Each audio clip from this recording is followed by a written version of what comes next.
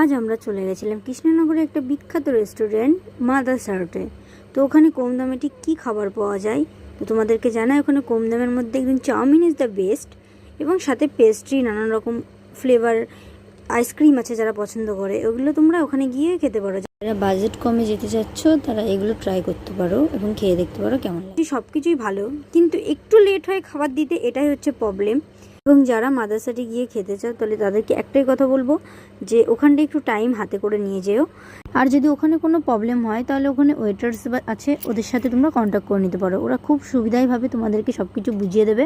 মাদারসাটের খাবারগুলো খুব টেস্টি হয়, শুধুমাত্র টাইমের জন্য একটুখানি জাস্ট আমার ফল্ট মনে হয়।